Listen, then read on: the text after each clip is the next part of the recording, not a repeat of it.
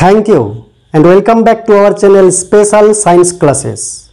আমরা ক্লাস 12 এর থার্ড সেমিস্টারের অন্তর্গত অল্টারনেটিং কারেন্ট অর্থাৎ পরিবর্তী প্রবাহ নিয়ে আলোচনা করছিলাম।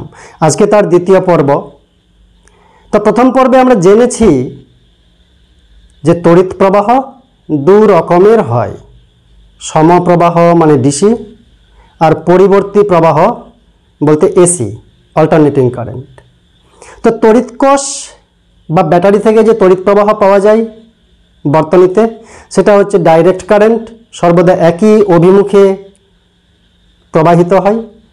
আর জেনারেটর বা ডাইনামো থেকে যে তড়িৎ প্রবাহ পাওয়া যায় বা আমাদের বাড়িতে গৃহবর্তনীতে যে তড়িৎ সাপ্লাই হয় সরকার থেকে সেটা হচ্ছে এসি কারেন্ট বা অল্টারনেটিং কারেন্ট। পরিবর্তী প্রবাহে তড়িৎ প্রবাহের মান এবং তড়িৎ প্রবাহের দিক সময়ের সাথে সাথে পরিবর্তিত হয়, প্লাস মাইনাস হয়, দিক পরিবর্তন হয়। তো আমরা এগুলো আলোচনা করেছি এবং এই অল্টারনেটিং কারেন্ট বা পরিবর্তী প্রবাহের যে পরিবর্তী ভোল্টেজ বা বিভব ভি, তাকে আমরা লিখতে পারি এইভাবে, V0 sin ওমেগা টি। এই বিভবকে যদি বর্তনীর রোধ দিয়ে ভাগ করি তাহলে আমরা কারেন্টের ইকুয়েশন লিখতে পারি তড়িৎ প্রবাহ মাত্রার, সেটা হবে I = I0 sin omega t. অর্থাৎ বিভবের মান নির্দিষ্ট নয়, পরিবর্তনশীল, কারেন্টের মানও নির্দিষ্ট নয়, পরিবর্তনশীল। সর্বোচ্চ মান কি হতে পারে? I0 বলতে এখানে V0/R। ভি এর সর্বোচ্চ মান ম্যাক্সিমাম মান হতে পারে V0। যখন সাইন ওমেগা টি 1 হয়ে যাবে তখন ভি এর সর্বোচ্চ মান V0 হবে। সাইন ওমেগা টি 0 হয়ে গেলে ভি এর সর্বনিম্ন মান 0 হবে। এটা হচ্ছে ম্যাক্সিমাম মান, এটা হচ্ছে মিনিমাম মান। ঠিক সেরকম কারেন্টের তড়িৎ প্রবাহ মাত্রার সর্বোচ্চ মান বা পিক ভ্যালু I0, পিক ভ্যালুও বলা হয়, আর মিনিমাম মান 0। অর্থাৎ 0 থেকে পিক ভ্যালু পর্যন্ত ভ্যারি করে এই পরিবর্তী ভোল্টেজ বা পরিবর্তী কারেন্ট। এবং সেই কারণে আমরা এদের একটা গ্রাফ অঙ্কন করতে পারি, তরঙ্গ চিত্র অঙ্কন করতে পারি। সাইন গ্রাফ তো এরকমই হবে, অর্থাৎ ম্যাক্সিমাম মান হবে, মিনিমাম মান হবে, ম্যাক্সিমাম মান মিনিমাম করে সাইন গ্রাফ এভাবে চলতে থাকে টাইমের সাথে। এটা টি। তো ভি বা আই দুটোর এরকম গ্রাফ হয়। তো যেহেতু পরিবর্তনশীল ভোল্টেজ এবং পরিবর্তনশীল কারেন্ট, তো সেই কারণে আমাদের এভারেজ ভ্যালু বা গড় মান নিতে হয়। গড় মানের একটা হিসাব আছে, আমি আলোচনা করেছি। গড় মান যাকে ভি এভারেজ বলা হয় বা আই এভারেজ বলা হয়। তো পূর্ণ চক্রে এগুলো আলোচনা করেছি আমরা, কি পেয়েছিলাম মনে আছে কি না? পূর্ণ চক্রে ভি এভারেজ কি পেয়েছিলাম? 0। পূর্ণ চক্রে আই এভারেজ কি পেয়েছিলাম? 0, কারণ প্লাস আর মাইনাস যেহেতু ইকুয়াল। আর অর্ধচক্রে আবার, অর্ধচক্রে বলতে 0 to T/2 এর মধ্যে, অর্ধচক্রে ভি এভারেজ পেয়েছিলাম 2V0/π আর আই এভারেজ পেয়েছিলাম 2I0/π। এবং এখানে একটা আরএমএস ভ্যালুও আছে, গড় বর্গের বর্গমূল মান, যেটা RMS value, root mean square value. Root mean square ভ্যালুতে আমরা কি পেয়েছিলাম? ভি আরএমএস সমান V0/√2, V0 মানে পিক ভ্যালু, আর আই আরএমএস সমান I0/√2। আমাদের বাড়িতে যে আমরা বলি যে 220 ভোল্টের বিভব 50 হার্জ এবং 220 ভোল্ট বিভব বাড়িতে আসে, আসলে সেটা এসি কারেন্টে তো বিভব স্থির না। তাহলে 220টা কি? ওটা আরএমএস মান। তো 220 যদি আরএমএস মান হয়, 220 ভোল্ট আরএমএস মান, তাহলে পিক ভ্যালু কত? বাড়িতে যে কারেন্টটা আসে, যে বিভব আসে, তার পিক ভ্যালু হচ্ছে প্রায় 311 ভোল্টেজ। 311 ভোল্টেজ, সেই কারণে বলা হয় এসি ভোল্টেজ বেশি বিপজ্জনক ডিসি ভোল্টেজের চাইতে, কারণ √2 গুণ বেশি কাজ করে। তো আরএমএসের সিগনিফিক্যান্স হচ্ছে যে ভি এবং আই, পরিবর্তনশীল ভোল্টেজ এবং পরিবর্তনশীল কারেন্ট কোন তড়িৎ বর্তনীতে যে প্রভাব বিস্তার করে, যে প্রতিক্রিয়া দেখায়, যে কাজ করে, পরিবর্তনশীল ভি এবং আই, এদের যদি আরএমএস মান নিয়ে নিই আমরা, এই আরএমএসকে তখন যদি ডিসি হিসাবে ব্যবহার করি, এই মানের আরএমএসের যে মানটা আসলো সেই মানের যদি ডিসি কারেন্ট ব্যবহার করি, বর্তনীতে একই প্রতিক্রিয়া বা একই ফলাফল হবে। তাই এই পরিবর্তনশীল ভোল্টেজ এবং কারেন্ট, তাকে আমরা এই মানের ডিসি হিসাবে ভাবতে পারি, একই ফলাফল পাবো বর্তনীতে। তো যাই হোক, এসি কারেন্ট বা এসি ভোল্টেজ মাপার জন্য আমরা সাধারণত অ্যামমিটার বা ভোল্টমিটার ব্যবহার করতে পারি না। আমাদের hot wire ammeter, hot wire voltmeter ব্যবহার করা হয়। এগুলো আলোচনা করেছি আমরা তড়িৎ প্রবাহের তাপীয় ফলকে কাজে লাগিয়ে। তারপরে আমরা আলোচনা করেছিলাম 3টা বিষয়, যে বিশুদ্ধ রোধযুক্ত এসি বর্তনী, বিশুদ্ধ আবেশযুক্ত এসি বর্তনী, বিশুদ্ধ ধারকযুক্ত এসি বর্তনী। তাতে বিভব এবং কারেন্ট, তাদের মধ্যে ফেজ ডিফারেন্স কীরকম হয়, তাদের ফেজর ডায়াগ্রাম, যে ভেক্টর, তাদের ডায়াগ্রাম কীরূপ হয়, সেগুলো আলোচনা করেছিলাম। তো প্রতি ক্ষেত্রেই ভি ছিল V0 sin ωt, এবং তাতে কারেন্ট এসেছিল, কারেন্টের রাশিমালা কি এসেছিল, I = I0 sin ωt এসেছিল পিওর রেজিস্টিভ সার্কিটে, যেখানে I0 পিক ভ্যালু হচ্ছে V0/R, আর যদি হয় এটার রেজিস্ট্যান্স। কি বলতে চাচ্ছি, যে পিওর রেজিস্টিভ সার্কিটে বিভবের যা দশা আর তড়িৎ প্রবাহের যা দশা, সেটা হচ্ছে একই দশা, সেম দশায় আসে। I0 বা আমরা বলতে পারি তড়িৎ প্রবাহ এবং বিভব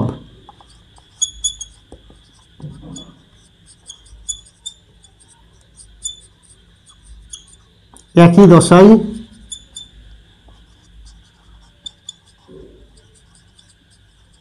থাকে। এবং যদি এদের আমরা ফেজর ডায়াগ্রাম অঙ্কন করি, তাহলে V0 যেদিকে, I0 মানে পিক ভ্যালু সেদিকে, একই দিকে, কারণ দশা পার্থক্য 0। এবার বিশুদ্ধ, যেটা ইন্ডাকটিভ সার্কিট, এখানে আবেশ রয়েছে, বিশুদ্ধ আবেশ, আর কিছু নেই। সেখানে দেখছি আমরা যে কারেন্টের মানটা, কারেন্টের রাশিমালায় কারেন্টের মানটা কি হয়, পরিবর্তনশীল অবশ্যই।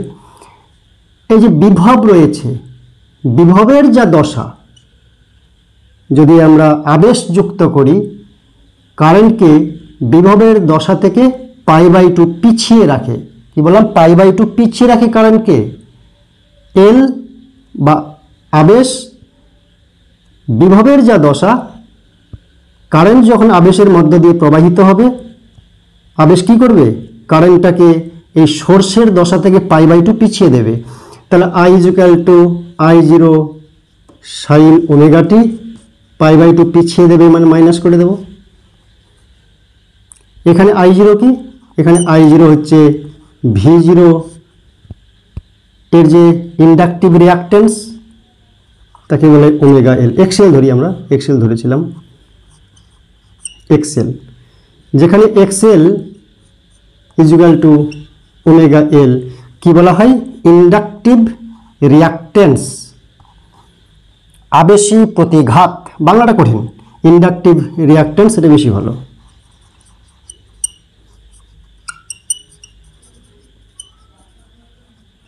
যদি ফেজর ডায়াগ্রাম করি, ফেজর ডায়াগ্রাম পিক ভ্যালুগুলো দিয়ে, তাহলে কি করব, ফেজর ডায়াগ্রামে বলতে পারি এখানে ফেজ ডিফারেন্স রয়েছে কিন্তু ভোল্টেজ আর কারেন্টের মধ্যে, কারেন্টকে π/2 পিছিয়ে দেয় ইন্ডাক্টর। তো সেজন্য কারেন্ট যদি এদিকে থাকে, মনে করলাম কারেন্টটা এদিকে আছে, তাহলে ভি কোন দিকে থাকবে? কারেন্ট তো পিছিয়ে আছে, কারেন্ট পিছিয়ে আছে, তো কারেন্টটা পিছনে, ভিটা সামনে, তাহলে ভি হবে নিচের দিকে একটু আঁকাই। এটা মনে করলাম I0,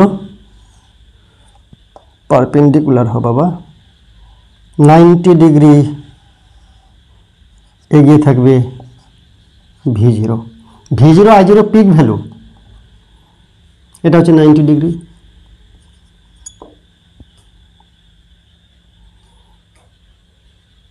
এখানে আমরা ওমেগা এলকে ইচ্ছা করলে 2πf এল এভাবে লিখতে পারি। এটাকে কি বলা হচ্ছে? Phasor diagram. এগুলো আমরা আলোচনা করেছি।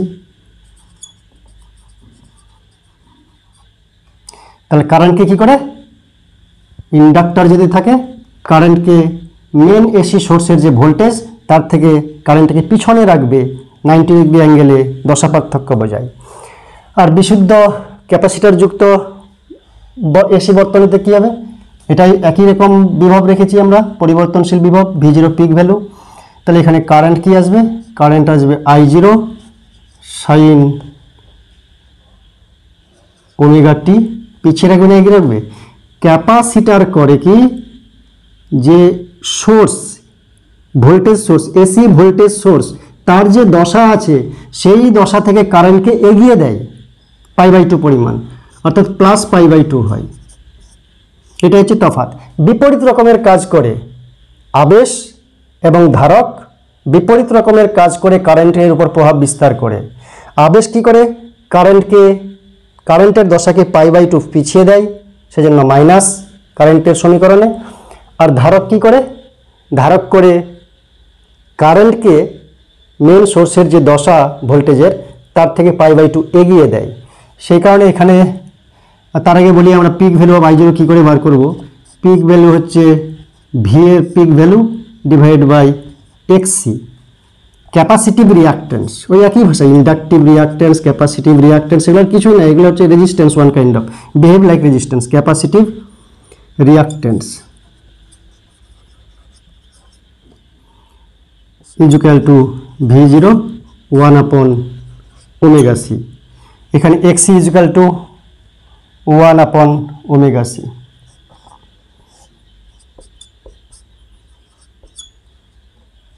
ওমেগা মানে 2πf লিখতে পারি যদি ফ্রিকোয়েন্সিতে কনভার্ট করতে চাই। তো এখানে যদি আমরা চিত্র আঁকাই তো কি আঁকাবো? চিত্র আঁকাবো মনে করলাম এটা হচ্ছে I0, phasor diagram, pick value নিয়ে করতে হয়। এটা I0, এবার V0 কোন দিকে হবে? I0 এগিয়ে আছে, V0-র চাইতে I0টা এগিয়ে আছে π/2। তো এটা যদি I0 হয়, এটা π/2 এগিয়ে আছে কার থেকে? V0-র চাইতে, তাহলে V0 হবে পিছন দিকে। তো এটা হচ্ছে V0, এটা হচ্ছে 90 ডিগ্রি। তো প্রথমে আমরা টেলরস এসি বর্তনী জানব। তো যদি বর্তনীটা আঁকাই, এটা এসি সোর্স, এখানে আমরা সুইচ দিতে পারি, তাহলে একটা আর থাকবে, আর কি থাকবে? একটা থাকবে আবেশ।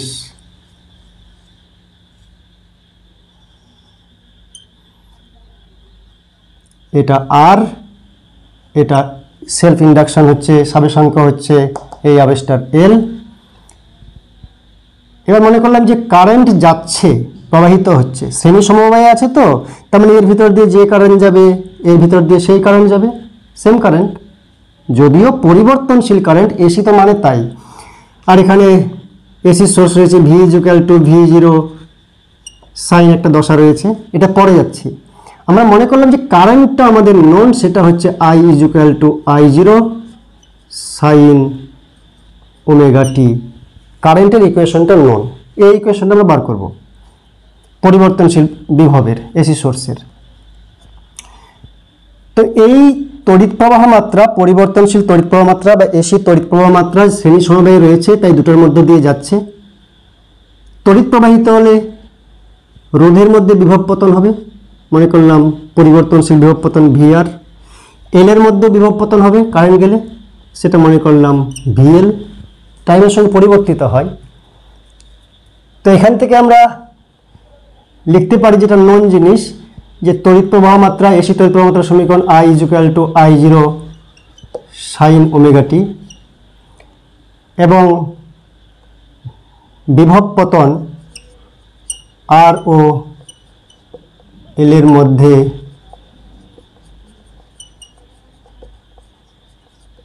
বিভব পতন VR, টাইমের সঙ্গে ভ্যারি করবে অবশ্যই, = কি হবে V0, এটা পিক ভ্যালু, এখানকার পিক ভ্যালু, এটার না, এখানকার পিক ভ্যালু V0R, তার সঙ্গে sin ωt। মানে আমরা বিশুদ্ধ রোধযুক্ত এসি বর্তনী পড়েছি যে কারেন্টের ফেজ আর এর বিভবের ফেজ একই দশায় থাকবে। তো কারেন্টের ফেজ ωt হলে বিভবের ফেজ ωt হবে, সেজন্য এটা হবে। আর এখানে যে বিভব পতিত হবে VL, variable with respect to time, এটা কি হবে, ওইখানকার সর্বোচ্চ বিভব মনে করলাম পিক ভ্যালু হচ্ছে V0L, তার সঙ্গে সাইন। এবার এটা কি হবে, ফেজটা মনে রাখতে হবে, ইন্ডাক্টর বা আবেশ তার যা বিভব কারেন্টকে পিছিয়ে রাখে π/2, কারেন্টকে পিছিয়ে রাখে π/2, তার মানে π/2 এগিয়ে থাকে এর ভোল্টেজ π/2 এগিয়ে থাকে। তো এটার যে দশা হয় ωt, এটার দশা কি হবে ωt প্লাস π/2, কারেন্টকে পিছিয়ে রাখে মানে নিজে এগিয়ে থাকে, তো তাই জন্য π/2 যোগ এটার থেকে ωt প্লাস π/2। বোঝা গেল কি গেল না? এবার আমরা এটুকু বলতে পারি, এখানকার বিভব পরিবর্তনশীল, এই বিভব পরিবর্তনশীল, এটা হচ্ছে পিক ভ্যালু, এদের সম্মিলিত ফেজর রেজাল্টেন্ট, এই ভোল্টেজটা আসছে কোথেকে, এখান থেকে তো, কিন্তু ভেক্টর তো এটা ফেজর, তো এদের ফেজর যে রেজাল্টেন্ট সেটা এটা সমান হবে। সেজন্য আচ্ছা আর একটা জিনিস লিখে ফেলি এখানে, যে V0R আমি লিখতে পারি এর ভিতর দিয়ে যে কারেন্টের পিক ভ্যালু I0, কারেন্টের পিক ভ্যালু দুটোর মধ্যে I0 = বলতে পারি V0-র পিক ভ্যালু বাই তার রেজিস্ট্যান্স R, বা এখান থেকে লিখতে পারি V0R = I0R। আবার এটার মধ্যে কারেন্টের যে পিক ভ্যালু, একই পিক ভ্যালু কারেন্টের, তো সেটা যদি করি I0 এর মধ্যে পিক ভোল্টেজ হচ্ছে V0L, আর এর মধ্যে রোধ কত, প্রতিরোধ, এর মধ্যে রিঅ্যাকট্যান্স কত, ইন্ডাকটিভ রিঅ্যাকট্যান্স হচ্ছে ωL। মানে ইন্ডাকটিভ রিঅ্যাকট্যান্স বলি, ক্যাপাসিটিভ রিঅ্যাকট্যান্স বলি, সেগুলো হচ্ছে রেজিস্টারের মতো, মানে রোধের মতো, তাই এটা হচ্ছে XL = V0L by ωL, XL মানে ωL। তাহলে এখান থেকে আমরা V0L কি পাচ্ছি, V0L পাচ্ছি I0 XL, XL বলতে ωL। পিক ভ্যালু দিয়ে করতে হয় ফেজর ডায়াগ্রাম, V0R, যেদিকে V0R সেদিকেই কারেন্ট যায়, তাহলে I এর অভিমুখ হচ্ছে এদিকে। তাহলে এবার কারেন্ট V0L এর অভিমুখ কোন দিকে, V0Lটা কোন দিকে হবে, V0L হবে কারেন্টের চাইতে π/2 এগিয়ে, তার মানে উপরের দিকে। এটা হচ্ছে V0L পিক ভ্যালু। সাধারণত রেজিস্টিভ সার্কিট কি চাই, রেজিস্টিভ সার্কিট চাই যে কারেন্ট যেদিকে ভোল্টেজটা সেদিকেই থাকবে, কারেন্ট যেদিকে ভোল্টেজটা সেদিকেই থাকবে, একই দশায় থাকবে। কিন্তু ইন্ডাক্টর কি চাই, কারেন্ট যেদিকে আমি তার 90 ডিগ্রি এগিয়ে থাকবো, 90 ডিগ্রি এগিয়ে থাকবো, কারেন্টের থেকে 90 ডিগ্রি এগিয়ে থাকবো। তাই দুইটা ভোল্টেজ রয়েছে এখানে ভেক্টর, যদিও একজন চাইছে কারেন্টের সঙ্গে চলবো, আরেকজন চাইছে আমরা 90 ডিগ্রি এগিয়ে যাব, 90 ডিগ্রি এগিয়ে যাব। তো দুজনের সম্মিলিত প্রচেষ্টায় কি হবে, এদের যে রেজাল্টেন্টটা এদিকেও থাকবে না এদিকেও থাকবে না, এই বরাবর চলে আসবে। এটা হচ্ছে V0, এই V0টা, এই পিক ভ্যালুটাই তো এদিকে ভাগাভাগি হচ্ছে ভেক্টর ফর্মে। তাহলে এখান থেকে আমরা কি লিখতে পারি, এটার যদি স্কোয়ার করি, এটার স্কোয়ার সমষ্টি, তাহলে আমরা লিখতে পারি অতএব v0 square is equal to v0 r এর স্কোয়ার প্লাস v0 l এর স্কোয়ার। এদের মান বসাবো এখান থেকে, i0 square r square, i0 square xl square, i0 square যদি কমন নিই তাহলে r square plus xl square.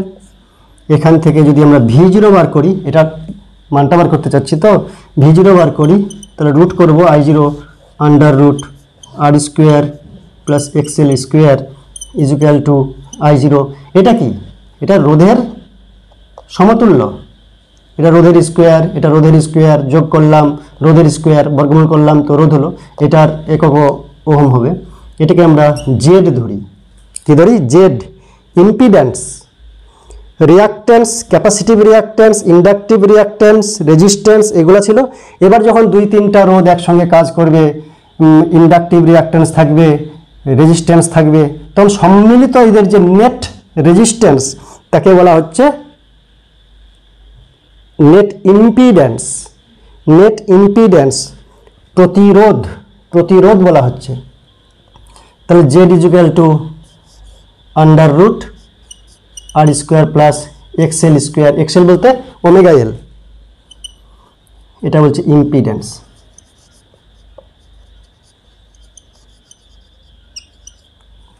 Net impedance. আর এই কোণটাকে বলা হচ্ছে ফাই। তো কারেন্টের চাইতে যে লব্ধি বিভব, কারেন্টের চাইতে যে লব্ধি বিভব সেটা ফাই কোণে এগিয়ে রয়েছে, কারেন্টের চাইতে লব্ধি বিভব ফাই কোণে এগিয়ে রয়েছে। কারণ ইন্ডাক্টরের কাজ হচ্ছে, আবেশের কাজ হচ্ছে 90 ডিগ্রি কোণে বিভবকে এগিয়ে রাখা বা কারেন্টকে 90 ডিগ্রি পিছিয়ে রাখা।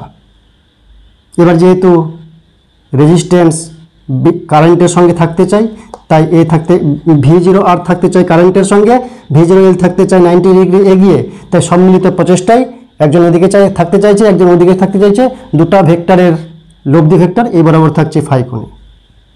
তাহলে ফাইয়ের মান কত? এটার যদি আমি রিয়াক্টিভ যেটা ফেজর ডায়াগ্রাম অঙ্কন করি এখানে, তাহলে বলা যেতে পারে এদিকে আছে আর, এদিকে আছে এক্সএল, আর তাহলে এদিকে থাকবে জেড। v0l মানে কি? v0l মানে হচ্ছে IR, I into XL, i0 XL. v0l বলতে i0 এক্সএল, ভোল্টেজ মানে হচ্ছে কারেন্ট ইন্টু রোধ। তো i0 হচ্ছে পিক ভোল্টেজ, তো এটা হচ্ছে i0 পিক কারেন্ট, আর এক্সএল এটা হচ্ছে v0 বলতে v0 আর বলতে i0 আর, এদিক থেকে i0 বাদ, এদিক থেকে i0 বাদ, তাহলে আমরা এক্সএল আর আর এবং তাদের সম্মিলিত রেজিস্ট্যান্স হচ্ছে Z, Z is equal two এটা।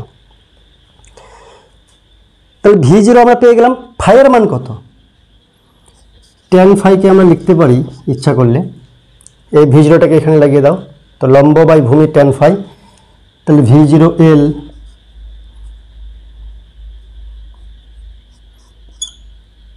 v0l বাই v0r, এটা কি হচ্ছে i0 xl, i0 r, i0 বাদ গেল, xl বাই r। এখান থেকেও দেখো ফাইটা কি হচ্ছে, এই যে xl বাই r, এই ভেক্টরটাকে তুলে এখানে লাগিয়ে দাও, তাহলে এই কোণের সাপেক্ষে এটা লম্ব, এটা ভূমি, xl বাই r মানে tan ফাই, এটা হচ্ছে।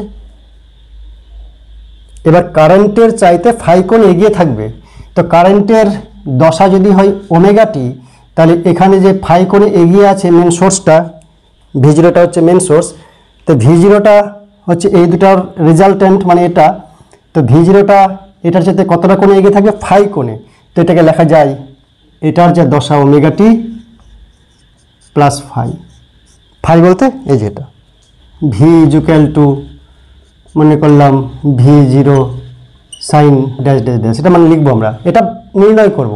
আর কারেন্টটা কোনো এক মুহূর্তে সেটাকে আমি ধরে নিলাম i is equal to i0 sine omega T resistance হচ্ছে আর, ক্যাপাসিট্যান্স হচ্ছে সি, এটা হচ্ছে কি। একইভাবে আমরা কি বলতে পারি, যেহেতু শ্রেণী সমবায়ে রয়েছে রেজিস্টার অ্যান্ড ক্যাপাসিটার, তো যে তড়িৎ প্রবাহ মাত্রা অবশ্যই পরিবর্তনশীল, যে এসি কারেন্ট আর এর ভিতর দিয়ে যাবে সেটাই সি এর ভিতর দিয়ে যাবে, তাই তো। তাহলে যদি আমরা আইকে ধরে নিই, এসি কারেন্টকে ধরে নিই I0 সাইন ওমেগা টি, তাহলে এই I0 কি করবে, রেজিস্টার আর এবং ক্যাপাসিটার সি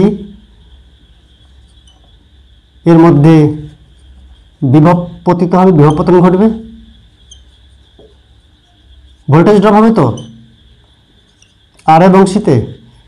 সেই ভোল্টেজ ড্রপটা মনে করলাম, নাম দিলাম VR, সময়ের সঙ্গে পরিবর্তনশীল, ভিসি সময়ের সঙ্গে পরিবর্তনশীল। তাহলে আমরা তাদের সমীকরণ লিখতে পারি প্রিভিয়াস আলোচনা থেকে। কিভাবে, VR ভেরিয়েবল টাইম, এটাকে লিখতে পারি V0 আর, এখানকার পিক ভোল্টেজ V0 আর, তার সঙ্গে সাইন কি হবে ওমেগা টি। এর যা দশা, এর দশা কি হবে, আমরা জানি রেজিস্টারের বিভবের দশা আর কারেন্টের দশা একই দশা হয়, দশা পার্থক্য শূন্য হয়। কিন্তু ক্যাপাসিটারের মধ্যে কি হয়, ক্যাপাসিটারের যা ভোল্টেজের দশা কারেন্টকে π/2 এগিয়ে রাখে, কারেন্টকে π/2 এগিয়ে রাখে, মানে এটা π/2 এগিয়ে আছে, তাহলে এর দশা কি হবে, π/2 পিছিয়ে আছে। এই যদি π/2 এগিয়ে থাকে তাহলে এই π/2 পিছিয়ে আছে, সেই জন্য VC with respect to time V0 সেটা পিক ভ্যালু, সাইন ওমেগা টি এ পিছিয়ে আছে মাইনাস π/2। এখানে প্লাস π/2 ছিল, ওখানে মাইনাস π/2 থেকে। Actually inductor and capacitor behaves opposite, বিপরীত রকমভাবে তারা ক্রিয়া করে, তারা ব্যবহার করে। এবার আমরা কি করব, এখানে যেমন করেছিলাম যে এখানকার I0 আর এখানকার I0 বার করব এর এলিমেন্ট দিয়ে। তো I0 in resistance is equal to peak value of voltage in resistor divide by resistance, বা এখান থেকে পাচ্ছি আমরা V0 R is equal to I0 R. আবার এখানকার কারেন্টের পিক ভ্যালু, কারেন্ট না, is equal to V0 C divided by XC। XC মানে ক্যাপাসিটিভ রিঅ্যাক্ট্যান্স, সোজা কথাই এর ভিতরের রোধ। XC বলতে বোঝাই, এখানে XC বলতে বোঝাই 1/ωc is equal two 1/2πfc ইত্যাদিতে লেখা যায়। আমরা এগুলো আলোচনা করেছি। তাহলে এখান থেকে কী পাচ্ছি, V0 সি কত হচ্ছে I0 XC, তাই তো। এবার আমরা জানি যে এর যে পিক ভ্যালু অফ ভোল্টেজ, তার সম্মিলিত ফেজর রেজাল্টেন্ট হচ্ছে pick value of AC source V0। এবার যদি আমরা ডায়াগ্রামটা আঁকাই, মনে করলাম এটা হচ্ছে V0 আর, যেদিকে V0 আর সেদিকে I থাকবে, দশাপার্থক্য শূন্য I এর সঙ্গে V0 আর এর। এই যে V0 VR বা V0 আর এর দশা আর কারেন্টের দশা একই, তো দশাপার্থক্য শূন্য, তো একই দিকে কারেন্ট রয়েছে। এবার V0 সি কোন দিকে থাকবে, V0 সি দেখো, কারেন্ট V0 সি কি হচ্ছে π/2 পিছিয়ে আছে, π/2 পিছিয়ে থাকবে মানে কি নিচের দিকে আছে V0 সি। তাহলে কীভাবে বলতে পারি, কারেন্টের অভিমুখে V0 আর থাকতে চাই আর V0 সি 90 ডিগ্রি পিছিয়ে থাকতে চাই, এ সঙ্গে থাকতে চাই, এ পিছিয়ে থাকতে চাই, দুজনকেই তো বজায় রাখতে হবে রেজাল্টেন্টে, কারণ এটা রেজাল্টেন্টে হচ্ছে এটা, তা দুজনকে সঙ্গে রাখতে হবে। সেই কারণে এদের মধ্যে সমঝোতা করে একটা এই বরাবর V0 পাওয়া যায়, যেটা হচ্ছে মনে করলাম ফাই কোণ। এবার যদি মনে করলাম এটাকে আমি লিখতে পারি I0 XC, এটাকে লিখতে পারি I0 R, এটা লিখতে পারি I0 Z, I0Z এই টাইপের করলে I0গুলো বাদ দিলে এটার রিঅ্যাক্টিভ ফেজর ডায়াগ্রামটা পেয়ে যাব। এদিকে মনে করলাম আর, এদিকে মনে করলাম XC, তাহলে এদিকে পাবো আমরা Z, এটা হচ্ছে ফাই। সেখান থেকে আমরা লিখতে পারি tan ফাই কত, tan ফাই ইকুয়াল টু, এটাকে তুলে এখানে এনে দেবো, তাহলে XC divided by R, XC divided by R। আর Z কে কি বলা হয়, net impedance of the circuit, net impedance of the circuit. তো আমরা কী বার করবো, আগে বার করবো V0, V0 square equal to V0 আর আছে তার স্কোয়ার, V0 C হবে তার স্কোয়ার। এই যেখান থেকে পাচ্ছি V0 স্কোয়ার ইকুয়াল টু কি, এটার স্কোয়ার যোগ এটার স্কোয়ার, এটাকে এখানে করে দাও, ভেক্টর রেজাল্টেন্ট বার করো। এবার V0 আর বলতে I0 স্কোয়ার ইন্টু আর স্কোয়ার, ভোল্টেজ মানে কি কারেন্ট আর রেজিস্ট্যান্স, তো এটা I0 স্কোয়ার আর রোধ হচ্ছে XC তার স্কোয়ার, I0 স্কোয়ার কমন নিয়ে নিলাম, তাহলে আর স্কোয়ার প্লাস XC তার স্কোয়ার, তাহলে V0 equal to I0 under root R square plus XC square equal to I0Z। I এর যে দশা বা V0 আর এর যে দশা, তার থেকে রেজাল্টেন্ট V0টা ফাই কোণ পিছিয়ে আছে। ফাই কোণ যদি পিছিয়ে থাকে তাহলে আমরা লিখতে পারি V0 equal to V0 sine omega T minus phi, phi বলতে tan inverse XC by R। তাহলে এখানে কী লিখবো, এটা যে কারেন্ট আছে, কারেন্টের চাইতে φ0 পিছিয়ে হয়েছে, কে, V0টা বা ভিটা, সেই কারণের জন্য আমরা এটাকে লিখবো sign omega T minus phi. আর V0 বলতে এই যে V0 রাশিমালা, তো এইভাবে আমরা এটার মানটা নির্ণয় করতে পারি। এবার আলোচনা করব সিরিজ LCR AC সার্কিট, অর্থাৎ এমন একটা এসি সার্কিট যে সার্কিটের মধ্যে সিরিজে রয়েছে L, রয়েছে C, রয়েছে R, AC circuit.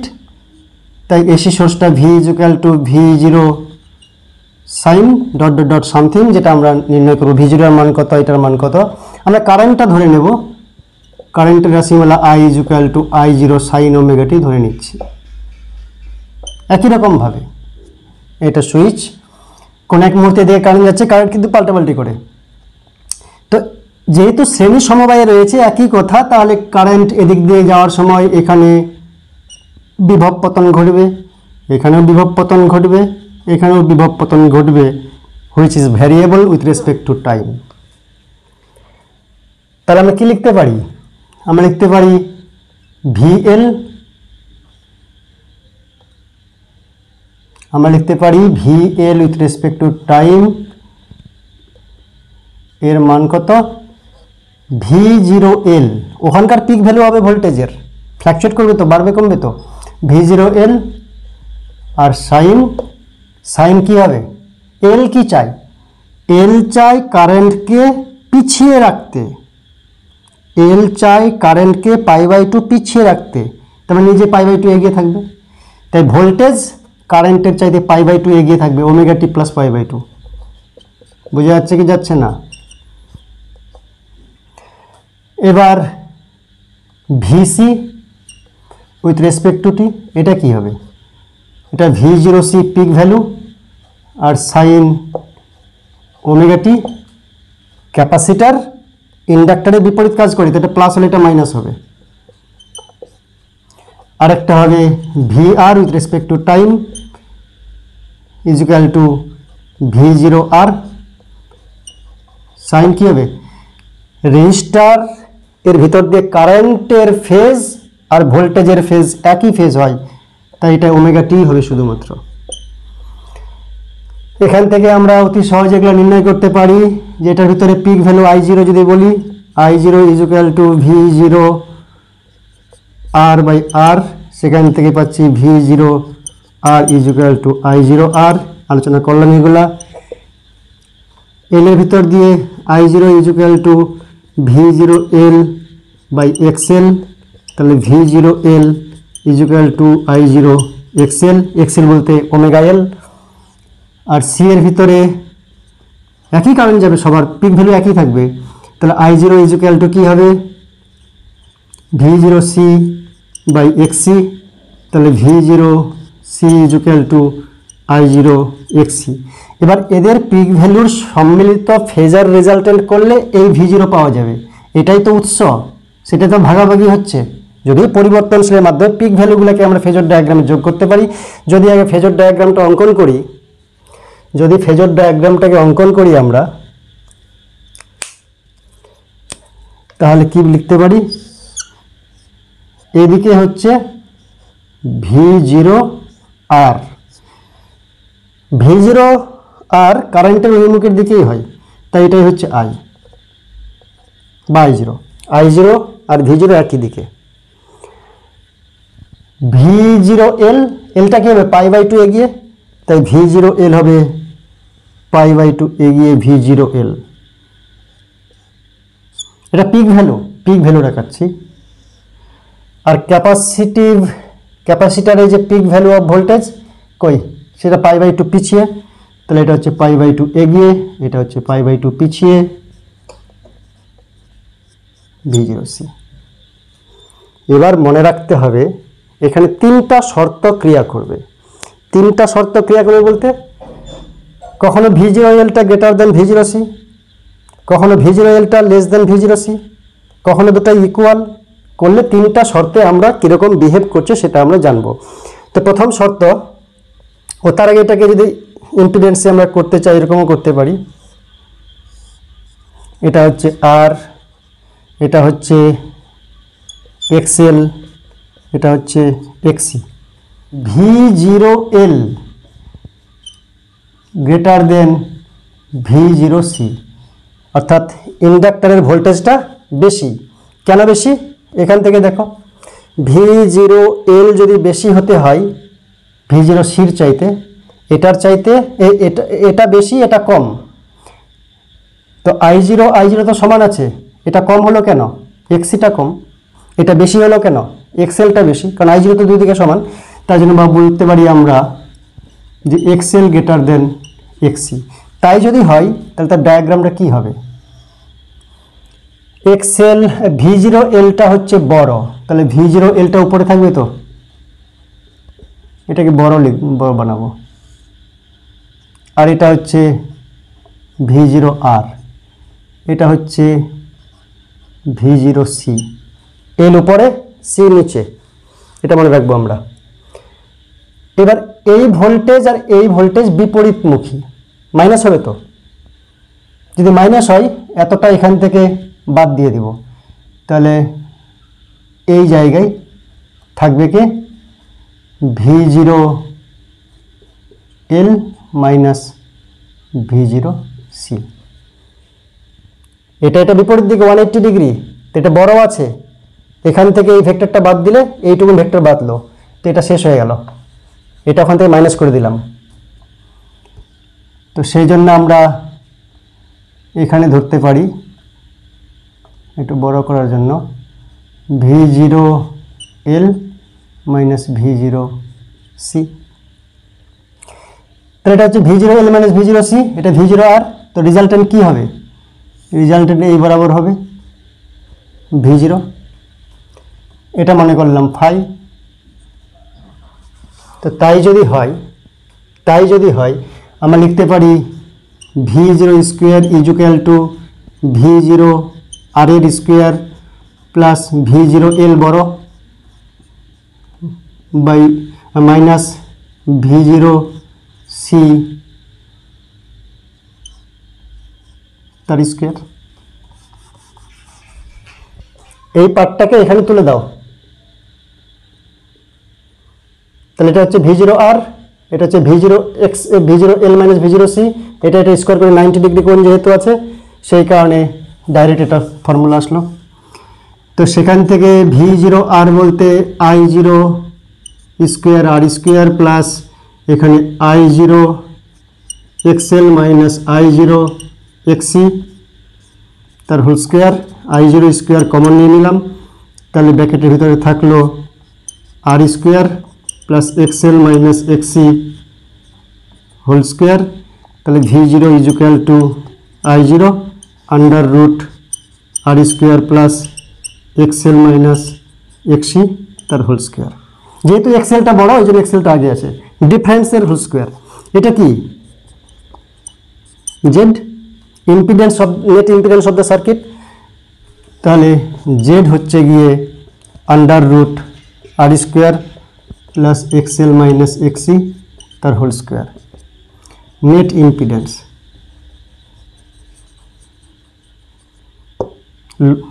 Net impedance of the circuit, প্রতিরোধ বর্তনীর। এবার আমরা এক কাজ করতে পারি, এই ভোল্টেজগুলোকে রোধের বিচারে আমরা একটা ফেজর ডায়াগ্রাম বানাতে পারি, পারি কি না? এদিকে হয়ে গেল এক্স এল মাইনাস এক্সি, এদিকে হচ্ছে আর, এদিকে হচ্ছে জেড, তাহলে জেড ইজ ইকুয়াল টু কী হবে under root R square plus XL minus XC তার হোল স্কোয়ার। এবার এক্সএল মাইনাস এক্সি বলতে আমরা লিখতে পারি R square plus omega L minus 1 omega C, মানগুলো বসাতে পারি।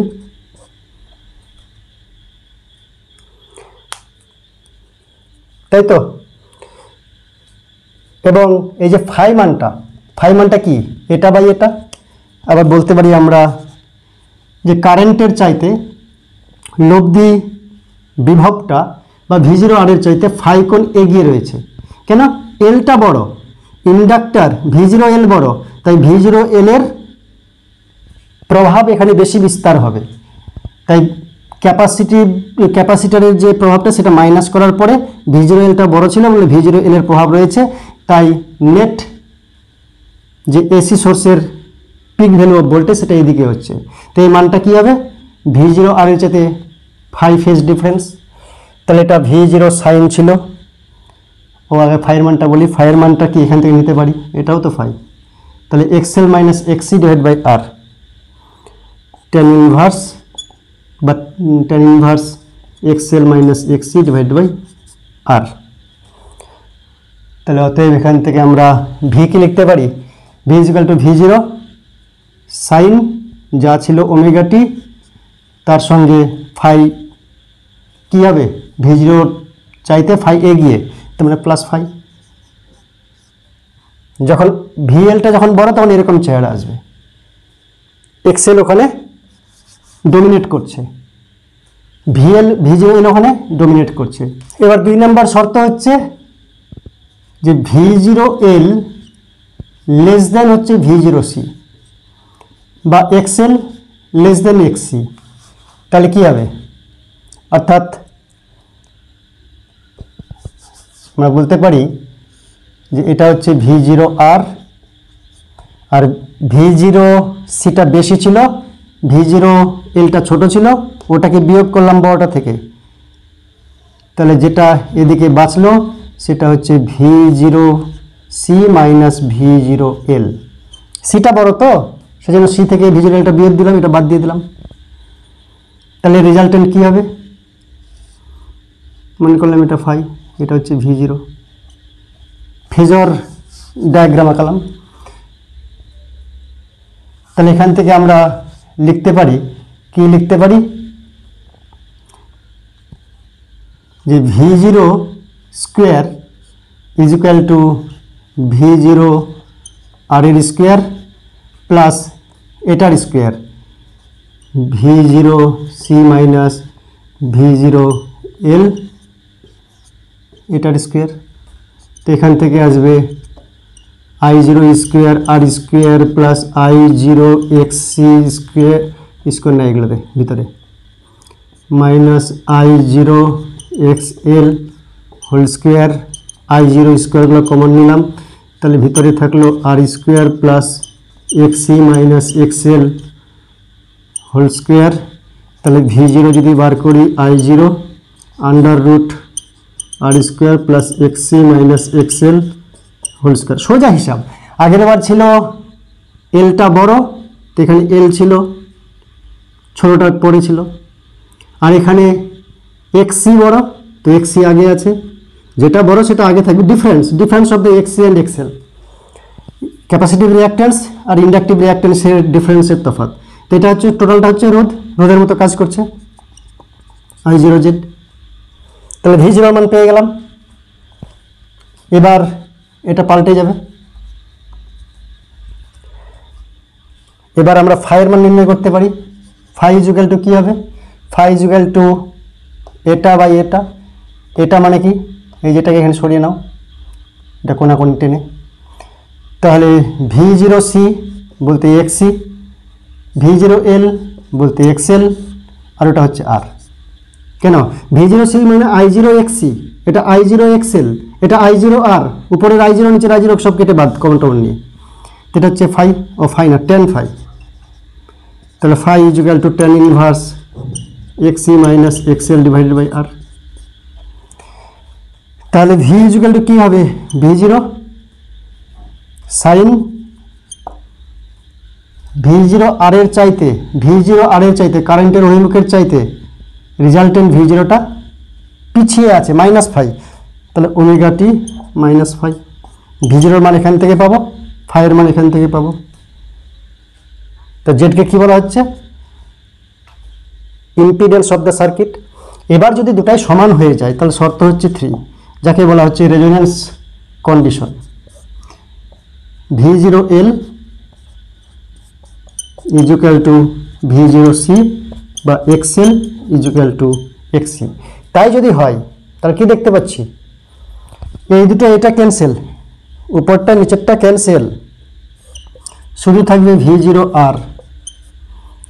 উপরের V0L নিচের V0C বিপরীতমুখী প্রতিনিধিত্ব করছে পরস্পরকে, রেজিস্ট্যান্সে প্রতিনিধিত্ব করবে।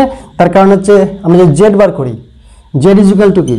জেড ইজুক্যাল টু হচ্ছে under root R square plus XL difference এক্সি এর হোল স্কোয়ার প্রতি ক্ষেত্রে। এল ডোমিনেট করলে এল আগে, সি বেশি হলে সি আগে, ডিফারেন্সটার স্কোয়ার। তো এখানে তো দুজনেই সমান, 3 নম্বর শর্তে এক্সএল এক্সি সমান। তাহলে এটা যদি সমান হয় তো জিরো হয়ে যাচ্ছে। এটা যদি জিরো হয় তো আর স্কোয়ারের বর্গমূল মানে কি? আর। জেড ইজিক্যাল টু আর। অর্থাৎ এক্সএল আর এক্সি সমান হয়ে গেলে বর্তনীটা পিওরলি রেজিস্টিভ হয়ে যায়। পিওরলি রেজিস্টিভ মানে কি? বিশুদ্ধ রোধযুক্ত বর্তনীর মতন। অর্থাৎ ক্যাপাসিটার আর ইন্ডাক্টর পরস্পর সমান এবং বিপরীতমুখী প্রভাব বিস্তার করে পরস্পরকে ক্যান্সেল করে। এই দুটো নাই ভাবলেই চলে, শুধু আর আছে যখন এক্সএল এবং এক্সি সমান। এবং তাতে কি হয়? রেজিস্ট্যান্সটা হয় মিনিমাম। এক্সএল এক্সি মাইনাস হয়ে যায়, রেজিস্ট্যান্স মিনিমাম। রেজিস্ট্যান্স মিনিমাম হলে কী হবে? I0 is equal to V0 R by R, এটা হচ্ছে ম্যাক্সিমাম। তো রোধ মিনিমাম হয়ে যায়, এটা ম্যাক্সিমাম হয়ে যায়। এক্সএল আর এক্সি সমান কি মানে কি? ওমেগা এল ইজুক্যাল টু 1/ωc। এটাকেই বলা হচ্ছে অনুনাদি শর্ত বা অনুনাদি কন্ডিশন। অনুনাদ বলা হচ্ছে, শ্রেণী অনুনাদ। অর্থাৎ কারেন্টটা হঠাৎ করে বেড়ে যাবে, কারেন্টটা ম্যাক্সিমাম হয়ে যাবে। যেহেতু ওমেগাটা পরিবর্তনশীল, ওমেগা পরিবর্তন হতে হতে যখন এক্সএল মানে ওমেগা এল আর 1/ωc সমান হয়ে যাবে, তখন কারেন্টটা হঠাৎ করে বেড়ে যাবে, ম্যাক্সিমাম হয়ে যাবে। এটাকে বলা হচ্ছে রেজোন্যান্স। এখান থেকে রেজোন্যান্স ফ্রিকোয়েন্সিটাকে আমরা ω0 হিসেবে চিহ্নিত করতে পারি। তাহলে ω0 স্কোয়ার ইজুক্যাল টু 1/LC বা ω0 equal two under root 1/LC। এটা হচ্ছে কন্ডিশন অফ অনুনাদ। তো পিওরলি রেজিস্টিভ হয়ে যায় এবং রোধ ইম্পিডেন্স হয়ে যাচ্ছে রেজিস্ট্যান্সের সমান, এবং V0 আরটা হয়ে যাচ্ছে V0 সমান। তাহলে এখানে কি হবে? V0 আরটা হয়ে যাবে V0 সমান। এটাই হচ্ছে শর্ত নাম্বার 3। আজকের জন্য এই পর্যন্তই। Thank you.